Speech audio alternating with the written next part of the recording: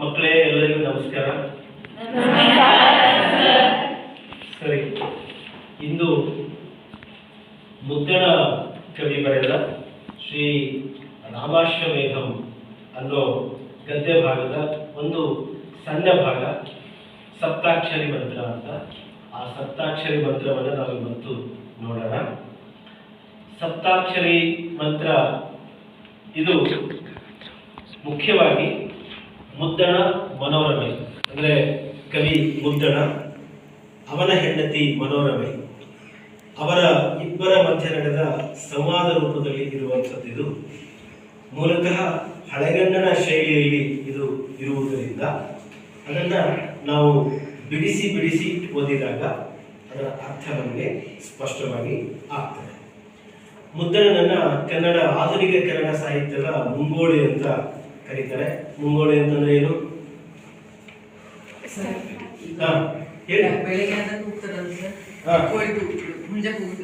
ಅಂದ್ರೆ ಮುಂಗೋಳಿ ಅಂತ ಅವನು ಯಾಕೆ ಕರಿಬೇಕು?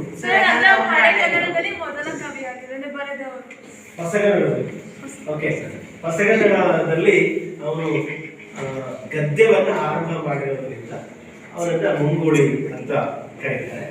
ಇಲ್ಲಿ ರಾಮ ಅಶ್ವಮೇಧ ಯಾಗವನ್ನು ಮಾಡ್ತಾ ಇದ್ದಾನೆ.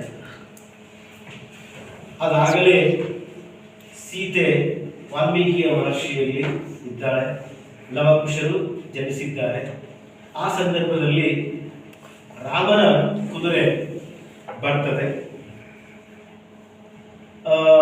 ಈ ಕಥೆಯನ್ನ ಅಂದ್ರೆ ಯಾವ್ಯಾವ ರೀತಿ ಎಲ್ಲೆಲ್ಲಿ ಹೋಗ್ತದೆ ಆ ಕುದುರೆ, ಆಮೇಲೆ ಯಾರ್ಯಾರು ಅದನ್ನ ಮನ್ನಿಸ್ತಾರೆ, ಯಾರ್ಯಾರು ವಿರೋಧಿಸ್ತಾರೆ, ಈ ರೀತಿ ಹೇಳ್ತಾ ಇರುವಂತ ಈ ಕಥೆಯನ್ನ ಹೇಳುವಾಗ ಮತ್ತೆ ಮನೋರಮೆ ಹಲವಾರು ಪ್ರಶ್ನೆಗಳನ್ನ ಆತನಿಗೆ ಕೇಳ್ತಾರೆ.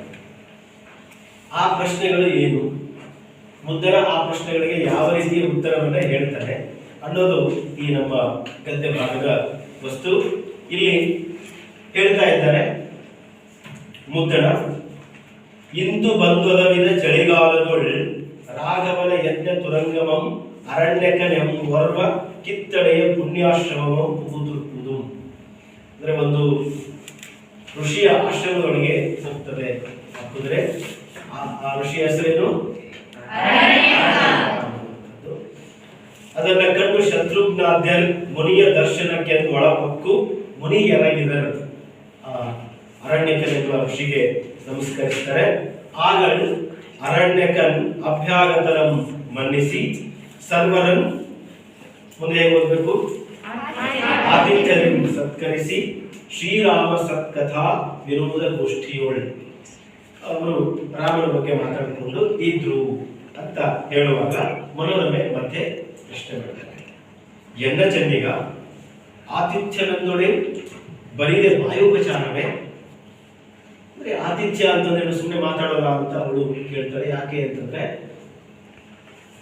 ಶತ್ರುಘ್ನ ಮತ್ತು ಭರತ, ಶತ್ರುಘ್ನ ಮತ್ತು ಅವರ ಸಾವಿರ ಸೈನಿಕರಿಗೆ ಅರಣ್ಯಕನೆಂಬ ಒಬ್ಬ ಋಷಿ, ಅದರಲ್ಲೂ ಅರಣ್ಯದಲ್ಲಿರುವಂತಹ ಒಬ್ಬ ಋಷಿ, ಹೇಗೆ ಅವನು ಅವರಿಗೆ ಆತಿಥ್ಯವನ್ನ ಮಾಡೋದಕ್ಕೆ ಸಾಧ್ಯ, ಹೇಗೆ ಊಟ ಹಾಕೋದಕ್ಕೆ ಸಾಧ್ಯ?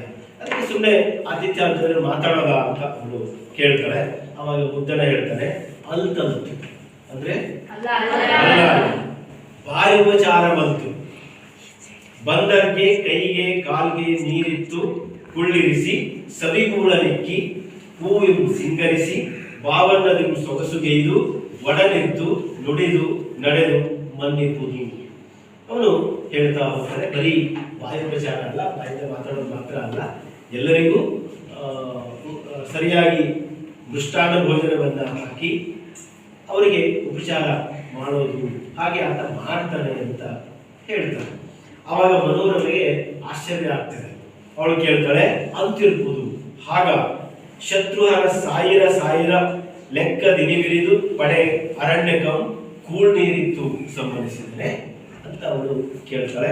ಅದಕ್ಕೆ ಮುದ್ದಣ ಅಪ್ಪುದಪ್ಪು ಅಂದ್ರೆ ಹೌದು ಅನಿಬರುವಂ ಅಂದ್ರೆ ಎಲ್ಲರನ್ನ ಯಥೇಚ್ಛಂ ಮೃಷ್ಟಾನ್ನ ಭೋಜನದಿ ತರಿಸಿದಂ ಅಂತ ಹೇಳ್ತಾರೆ. ಹೌದು, ಎಲ್ಲರಿಗೂ ಆತ ಮೃಷ್ಟಾನ್ನವನ್ನು ಹಾಕಿದ್ದಾರೆ. ಸರಿ, ಈ ಒಂದು ಸಂಭಾಷಣೆಯಿಂದ ನಾವು ನಮ್ಮ ವಿದ್ಯಾರ್ಥಿನಿಯರಾದ ದಿಯಾ ಮತ್ತೆ ನಿವ್ಯಾ ಅವರ ಬಾಯಿಂದ ಕೇಳೋಣ. ಈಗ ನಮಗೆ ಇನ್ನಷ್ಟು ಅರ್ಥ ಆಗ್ತಾ ಹೋಗ್ತದೆ. ಬನ್ನಿ.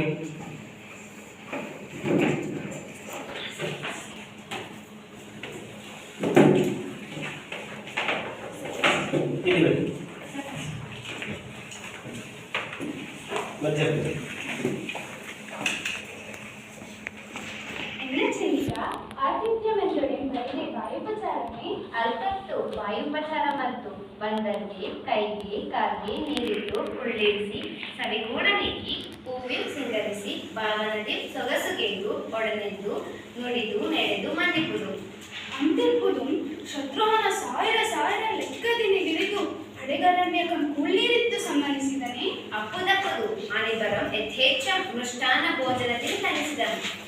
ನಗೆದಚ್ಚರಿ ಇಂದುಡಾತಂ ಏಂ ಮುನಿಗಳೊಂದು ಜಪದ ತಪದ ಮಂಥದ ಬಲ್ಮೇಂ ಇರಿದೆ ಬೇಡಿದ ಪುರಳನ್ ಗುರುತಿಂ ತಂದಿಗೂ ಅಂದುಡೆ ಘನ ಆವುದ ಮಂತ್ರಂ ಆವುದೇಂ ಏಕಾಕ್ಷರಿ ದ್ವಕ್ಷರಿ ತ್ರಕ್ಷರಿ ಚತುರಾಕ್ಷರಿ ಪಂಚಾಕ್ಷರಿ ಷಡಕ್ಷರಿ ಮುಂತಪ್ಪ ಪ್ರಸಿದ್ಧ ಮಂತ್ರಗಳೊಳವಂತೆ.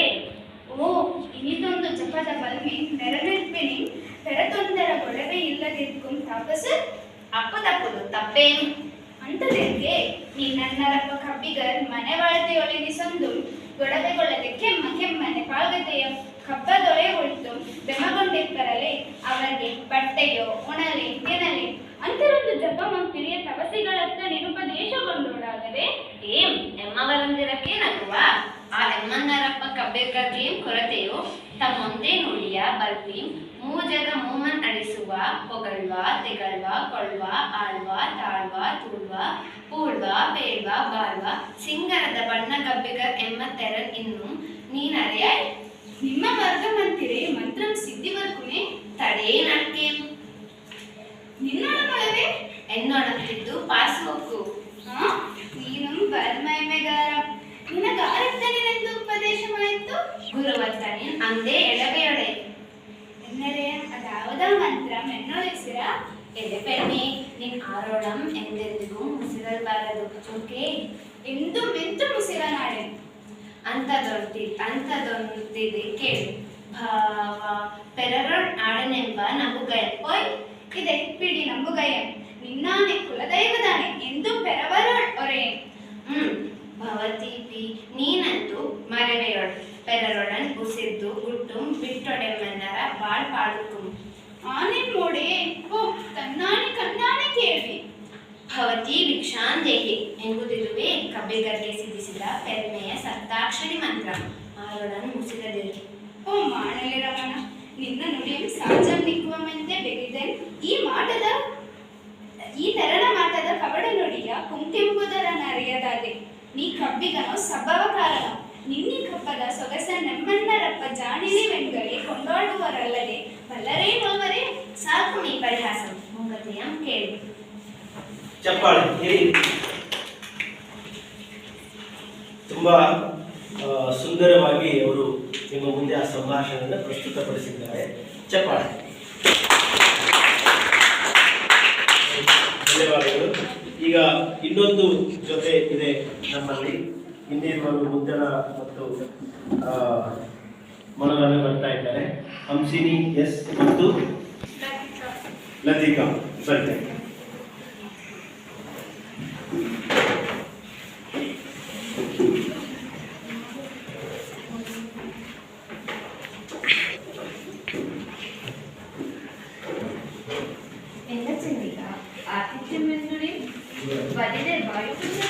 ಅಂತಂತೂ ವಾಯುಪಚಾರ ಮತ್ತು ಬಂದಕ್ಕೆ ಕೈಗೆ ಕಾಲಿಗೆ ನೀರಿತ್ತು ಕುಳ್ಳಿರಿಸಿ ಸವಿಗೂಡ ನಿಕ್ಕಿ ಹೂವಿನ ಸಿಂಗರಿಸಿ ಭಾವನದಿ ಸೊಗಸುಗೈದು ಒಡನಿದ್ದು ನುಡಿದು ನಡೆದು ಮನ್ನಿಪುದು ಅಂತಿರ್ಪುದು ಶತ್ರುವನ ಸಾಯ ಲೆಕ್ಕದಿನಿ ಬಿರಿದು ಪಡೆಗಳ ಮೇಲೆ ಹೂನೀರಿತ್ತು ಸಮ್ಮನಿಸಿದರೆ ಅಪ್ಪದಪ್ಪದೆ ಅಣಿಬಲ್ಲು ಇಷ್ಟಾನ ಭೋಜನದಲ್ಲಿ ತಣಿಸಿದನು ಎಮಗಿದಚ್ಚರಿ ಎಂತದಾರ್ಥ ಏನ್ ಮುನಿಗಳನ್ನು ಜಪದ ತಪದ ಮಂತ್ರದ ಬಲ್ಲೆಯೇನ್ ಕಿರಿದೆ ಬೇಡಿದ ಪೂರ್ಣ ಉಣದಿನ್ ತಂದಿಗುರು ಅಂತುಂಟೆ ಘನ ಆವುದು ಮಂತ್ರ ಯಾವುದೇ ಏಕಾಕ್ಷರಿ ದ್ವಯಾಕ್ಷರಿ ತ್ರಯಾಕ್ಷರಿ ಚತುರಾಕ್ಷರಿ ಪಂಚಾಕ್ಷರಿ ಷಡಕ್ಷರಿ ಮುಂತಾದ ಪ್ರಸಿದ್ಧ ಮಂತ್ರಗಳು ಒಳಗೊಂಡೆ.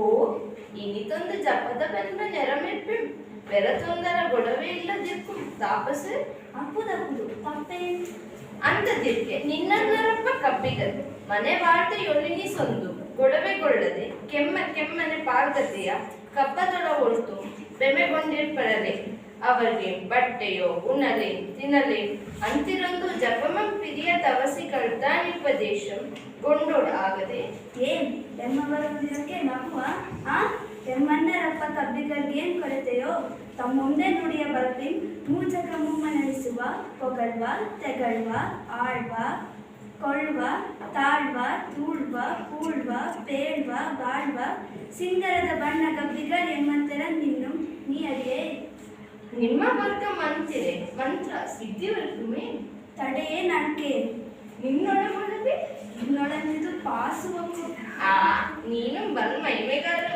ನಿನ್ನಗಾರ ತಣಿನೆಂದು ಉಪದೇಶವಾಯಿತು ಗುರುವತ್ತನಿ ನನ್ ಎಳವೆಯೊಳು ಎನ್ನೆಳೆಯ ಅದಾವೋ ಮಂತ್ರ ಎನ್ನೋಡಿಸಿದ ಎಲೆ ಪೆಣ್ಣೆ ನಾರೋಳು ಎಂದೆಂದಿಗೂ ಉಸಿರಾಡಬಾರದು ಜೋಕೆ ಎಂದು ಮೆಂತು ಮುಸಿದ ನಾಡ ಅಂತ ದೊಡಿಂತಿದ್ಕೆ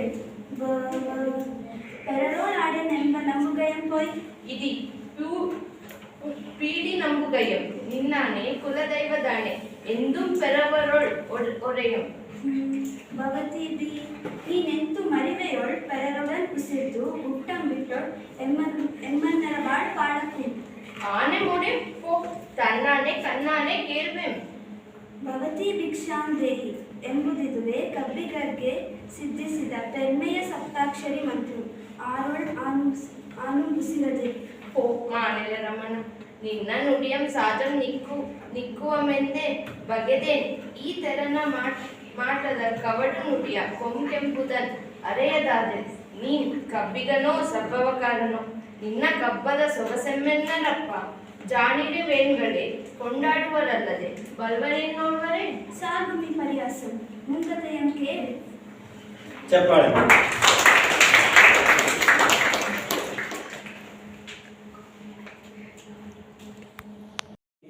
ಹಂಸಿನಿ ಮತ್ತೆ ಲತಿಕಾ ಅವರು ಇಲ್ಲಿ ಪ್ರಸ್ತುತಪಡಿಸಿದ್ದಾರೆ. ಒಟ್ಟಾರೆ ಈ ಎರಡು ಜೊತೆ ಮುದ್ದಣ ಮತ್ತು ಮನೋರಮೆಯರನ್ನ ತಂದು ನಿಮ್ಮ ಮುಂದೆ ನಿಲ್ಲಿಸಿರುವ ಒಂದು ಉದ್ದೇಶ ಇಷ್ಟೇನೆ. ಹಳೆಗನ್ನಡ ಅಂತಂದ್ರೆ ಯಾರು ಭಯ ಬೀಳುವ ಕಾರಣವಿಲ್ಲ. ಅದನ್ನ ನಾವೆಲ್ಲರೂ ತುಂಬಾ ಚೆನ್ನಾಗಿ ಕಲಿಬಹುದು, ಮತ್ತೆ ಓದಬಹುದು, ಮತ್ತೆ ಅದನ್ನ ಅರ್ಥ ಮಾಡ್ಕೋಬಹುದು ಅನ್ನೋದಕ್ಕೆ ಇದೊಂದು ನಿದರ್ಶನ. ಧನ್ಯವಾದ. ಸರಿ ಮಕ್ಕಳೇ, ಹಳೆಗನ್ನಡವನ್ನ ನೀವು ಓದಿ, ಬಿಡಿಸಿ ಓದಿ ಅರ್ಥ ಮಾಡ್ಕೊಳ್ಳಿ. ನಿಮಗೂ ಕೂಡ ಅರ್ಥ ಆಗ್ತದೆ. ಮತ್ತೆ ನೀವೇ ಮುದ್ದಣ ಮನೋರಮೆಯರಾಗಿ ನೀವು ಕೂಡ ಅದನ್ನ ಪ್ರಯತ್ನಿಸಬಹುದು. ನಮಸ್ಕಾರ.